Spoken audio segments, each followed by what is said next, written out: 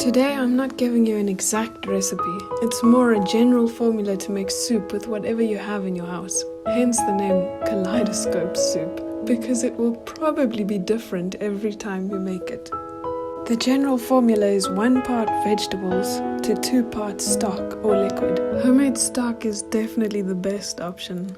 I'll still show you how to do that in a later video, because stock cubes and powder is often so salty and you have no idea what's actually in there. And water is an option, but it's not a very tasty option. Then you're gonna need 5 more things. Some oil or butter or coconut oil, and I always add an onion and some garlic.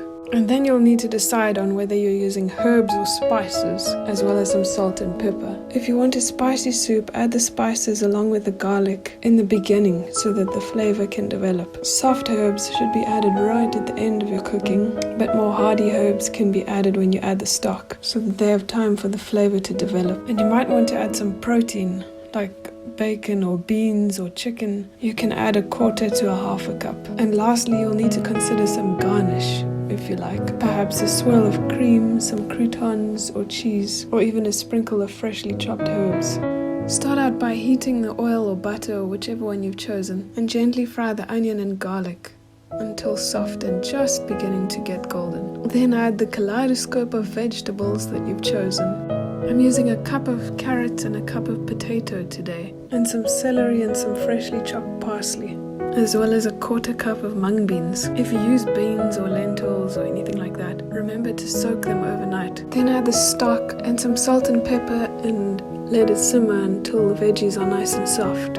I cut some heart-shaped croutons out of a slice of bread and just fried them in some olive oil with a bit of garlic to garnish.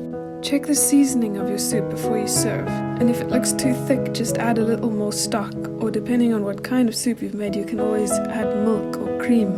Much like a kaleidoscope, each one of us is so unique, for we are God's handiwork, created in Christ Jesus to do good works, which He prepared in advance for us to do. And right now, that seems to be cooking for most of us.